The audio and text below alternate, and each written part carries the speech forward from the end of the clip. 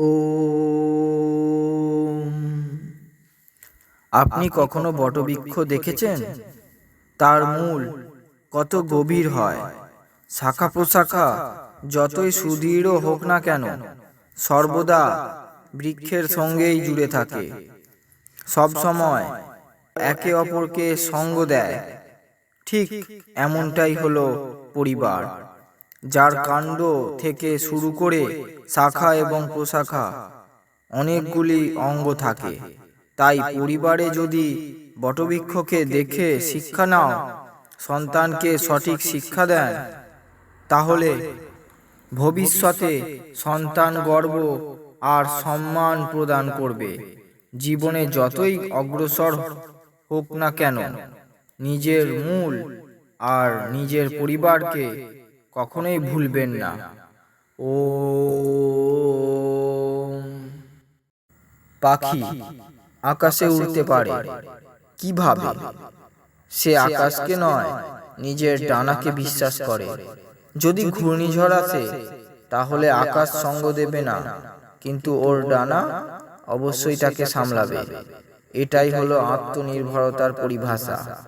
যখন আপনি সংসারকে অবলম্বন করে নয়, বরং নিজের আত্মবিশ্বাস দ্বারা নিজের একটি সংসার গড়ে তোলেন, আত্মনির্ভরতা এ কোনো গুণ নয়, এ হলো জীবনের দৃষ্টিভঙ্গি, যেখানে অবলম্বন নয়, আত্মবিশ্বাসকে দৃঢ় করতে হয়। তবেই এই সংসারের কোনো শক্তি আপনাকে টলাতে পারবে না।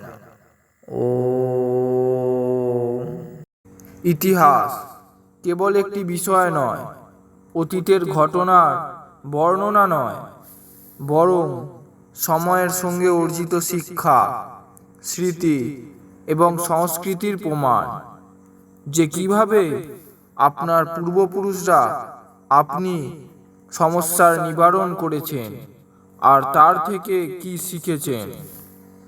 শ্রীরামের পিতার প্রতিশ্রুতি পালনের জন্য রাজ সিংহাসন ত্যাগ করে বনবাস চয়ন করা, রাবণের সঙ্গে যুদ্ধে জয়লাভ করা কেবল একটি কাহিনী মাত্র নয়, বরং এ হলো মর্যাদা, রাজধর্ম, ত্যাগ এবং নিরন্তর চেষ্টার একটি ইতিহাস, যা আজও সকল প্রজন্মের জীবনে প্রেরণাদায়ী।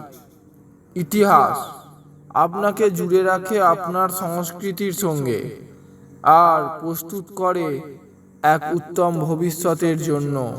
যে ব্যক্তি নিজের ইতিহাস বুঝতে পারে, সেই কেবল সৎ আর সংবেদনশীলভাবে জীবনযাপন করতে শেখে। কেবল সেই নিজের অতীতের অভিজ্ঞতা থেকে নিজের ভবিষ্যৎকে উজ্জ্বল করে তুলতে পারে। ও।